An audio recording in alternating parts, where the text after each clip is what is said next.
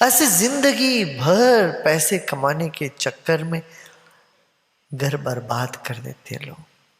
मैं ये नहीं कह रहा हूं पैसे नहीं कमाना चाहिए, पैसे माध्यम है, पर पैसे से प्रसन्नता नहीं मिलेगी, मस्ती नहीं चढ़ेगी पैसे से। और इतना पैसा कमा के फिर क्या करें, मस्ती की तलाश में बोतल पे जाते, बोतल पी पी करके बेहोश होते। इस देश में शराब का इतना ज्यादा बिक्री होने लग गया है पिछले 3-4 साल में, पूछो मत। क्यों? शराब क्यों पीते हैं लोग? सुख की तलाश में भाई, सुकून की तलाश में, कुछ शांति की तलाश में शराब पी रहे हैं। और मिलता है क्या? बेहोशी में थोड़ी प्रसन्नता, थोड़ी देर के लिए भूल जाते हैं, फिर जब होश आता है तो और ज्यादा गिरे हुए महसूस करते हैं। पैसे भी गया, प्रसन्नता भी गई, शरीर भी बिगड़ने लग गया। सब तरह की अवनति का मार्ग है शराब। आत्मा से लेके शरीर तक सबको मार देने वाली एक जहर है शराब। सुख की तलाश जहां सुख है वहां करो, पैसे से नहीं मिलेगा। इसलिए जिसको अंदरूनी सुख मिल जाता है वो पैसे इकट्ठे करने के चक्कर में नहीं पड़ता। कितना पैसा मुझे यहां से आता है, कितना उधर से आया, कितना दानी कौन कितना दान देता है, इस चक्कर में कभी नहीं पड़ते हैं। हाँ, पैसे का अपना उपयोग है, प्रयोग है। एक ऋषि बोल रहा, राज ऋषि जनक बोल रहा है, जनक के लिए तो पैसे की जरूरत पड़ेगी। इतना बड़ा राज, उसका कोष को देखना पड़ेगा, सबकी सुविधा को देखनी पड़ेगी। मगर वो जानता है सिर्फ पैसे से लोग सुखी नहीं होंगे। जरूरी है पैसे, भूखे आदमी को खाना जरूरी है, उस वक्त उस क्षण के लिए उसको आराम मिलता है।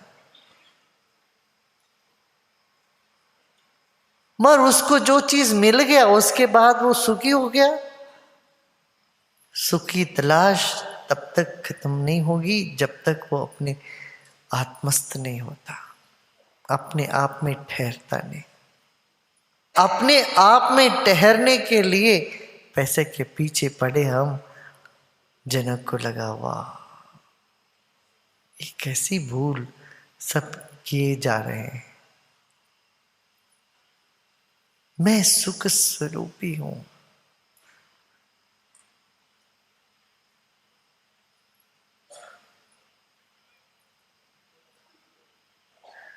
तो इस बात को जो जान लेता वो पैसे इकट्ठे करने की चक्कर में नहीं पड़ता। दिन रात उसके दिमाग में पैसे के बारे में सोच नहीं चलती रहती है। आपको पता है अपने यहां कभी कोई पैसे के बारे में सोचते ही नहीं, कहां से आएगा। पहले काम शुरू करते हैं, उसके लिए जो साधन सामग्री अपने आप जुड़ जाते हैं। पहले साधन सामग्री रख के प्लान करने की चक्कर नहीं होती है, अपना प्लान करते अपने आप आने लगता है, और कोई सोचता ही नहीं है। हम तो नहीं, कभी एक दिन भी नहीं सोचे हमने कहां से आएगा पैसे, ना इकट्ठे करने के चक्कर। जो काम आया उसमें लगाते गए, और जो काम हाथ में लिया उसके लिए अपने आप आने लगता है। अपने आप ने कहीं आसमान से नहीं टपकता है। लोग जुड़ते हैं, सब उसमें लगाने लगते हैं, और बैठ के पैसे इकट्ठे करो की चिंता कभी नहीं होता। इतने 150 देश में अपना ये ज्ञान का, ध्यान का, प्राणायाम का प्रचार प्रसार चल रहा है। कहीं भी कभी भी किसी ने ये नहीं बैठ के सोचा कि पैसे कैसे आएगा, कहाँ से आएगा, आया तो क्या करना चाहिए, कभी नहीं। जरूरत से अधिक समय से पूर्व अपने आप मौजूद हो। जहां नारायण होते वहां लक्ष्मी आती अपने आप।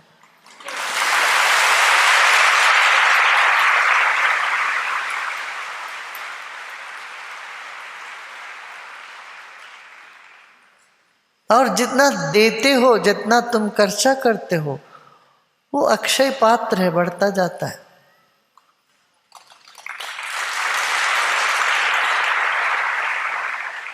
बैठ के पकड़ के अरे अरे इतना बचाओ बचाओ बचाओ नहीं सोचते, इसलिए सुखी है सब। महाराज जी कहते रहते हैं मैं नाम सुखी है, जितना जरूरत है उतना से ज्यादा अपने आप आ जाता। मैं भी यही कहता हूँ। एक सज्जन मुझे मिले थे इंग्लैंड में कई साल पहले। वो उगांडा के बहुत बड़े उद्योगपति रहे, गुजराती। दुनिया में कहीं भी जाओ गुजराती मिलेंगे, और वो रहेंगे उद्योगपति, कुछ काम अपना काम करते हैं।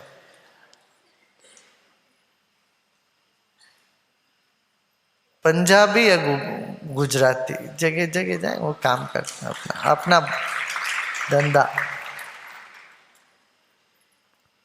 कहते हैं कोई चांद पर भी गया तो उधर भी खेमचो किसी ने आवाज हुई,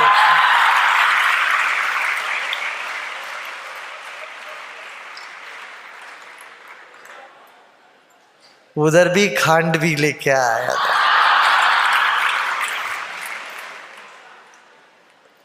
तो गुजराती आए हमको मिले, गुरुजी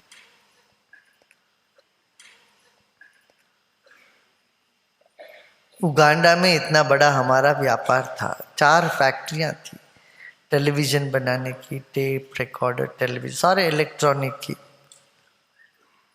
जब वहां हिंदुस्तानियों को भगा दिया गया, ये ईदी अमीन करके एक आधुनिक राक्षस पैदा हुए थे वहां पर, उसका राज्य में सारे बोले कि एक दिन बोले सारे हिंदुस्तानी यहां से भागो। इनको बोरा पुस्तर सब लेके एक सूटकेस के साथ वहां से भाग निकलना पड़ा, सब कुछ छोड़ के। इतनी बड़ी फैक्ट्री, बोले हम लोग 4 जनरेशन से रहे, माने 4 पीढ़ी से वहां रहे, और 10 पीढ़ी तक की हमारी कमाई थी, जितना हमें चाहिए उतना संपन्न थे हम। मगर एक ही रात को जान बचाने के लिए जो कपड़े पहने थे उसी में एक सूट के साथ में जो सोना मिला उसमें लगाकर इंग्लैंड भाग के आना पड़ा। उन्होंने कहा उस दिन हमको लगा कि ईश्वर है।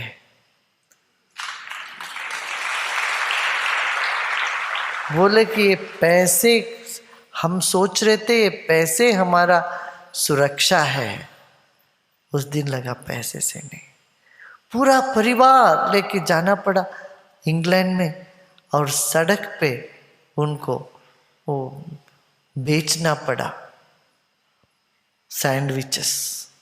बोला कि ईश्वर किसी भी अमीर को कभी भी गरीब कर बना सकता है, और कोई भी गरीब को कभी भी अमीर बना सकता है।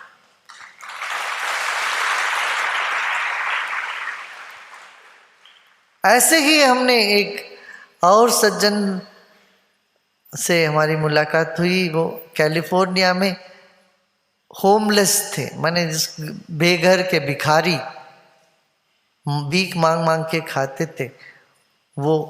उन्होंने बताया आज उसने तो इतनी बड़ी फैक्ट्री उनकी चल रही शैम्पू से, पॉल मिशेल करके उनका बहुत बड़ा चला। वो बोले मैं तो होमलेस था, ऐसी ईश्वर की कृपा हुई, अचानक बड़ा फैक्ट्री इन्होंने, दुनिया में बहुत बड़ा नाम, ऐसे इन्होंने किया। तो ईश्वर विश्वास जहां होता है वो पैसे के बारे में सोचते नहीं, घबराते नहीं।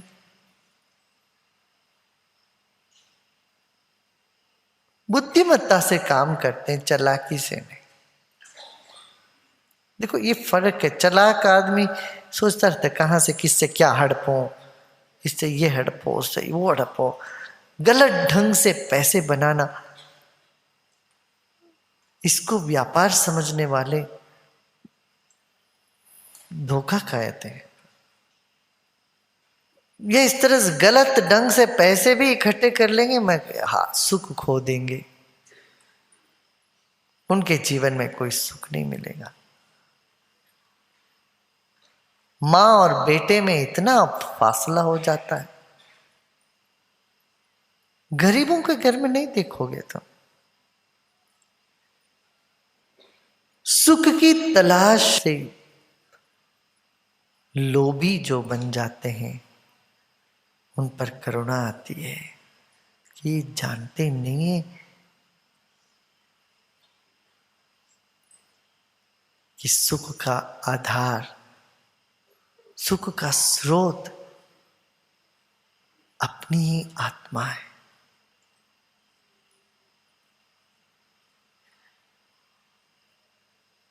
आत्मज्ञानी को तुम कभी भिखारी के जैसे नहीं पाओगे।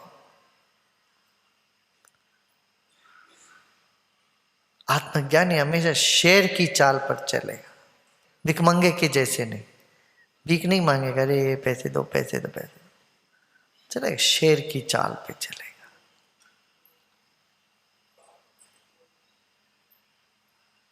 उनको पता है जिसको जहां जो जरूरत है वो वहां आ जाएगा। इस विश्वास के साथ चलेगा, इस ज्ञान के साथ चलेगा। विश्वास तो है ही।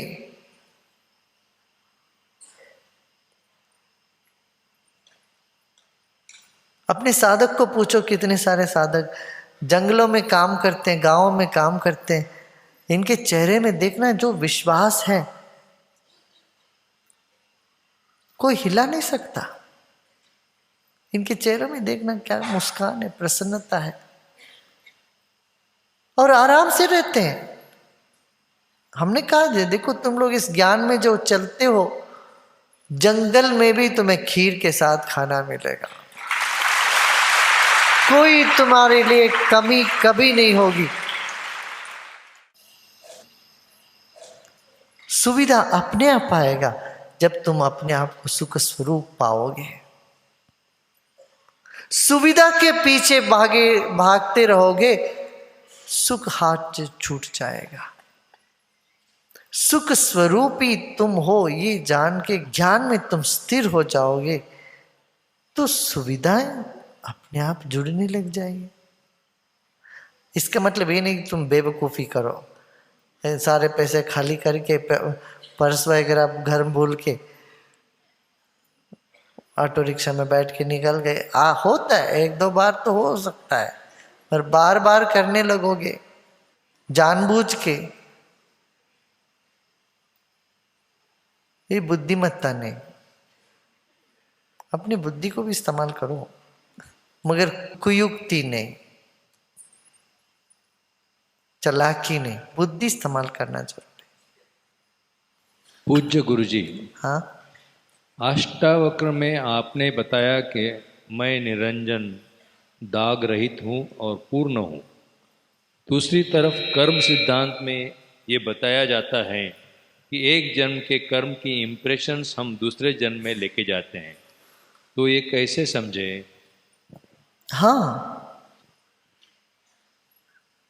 देखो, 2 साल पहले आपने नारियल का पेड़ लगाया, आज वो पेड़ बड़ा हो गया है ना।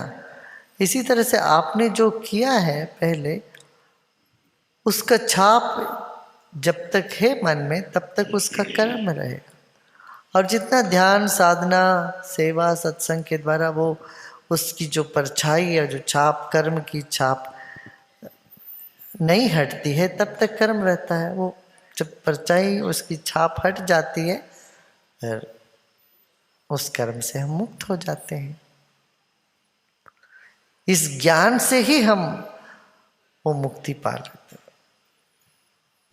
चित्त पर ही तो ये सब है ना, चित्त में जो भी संस्कार पड़ा हुआ है वही तो कर्म है।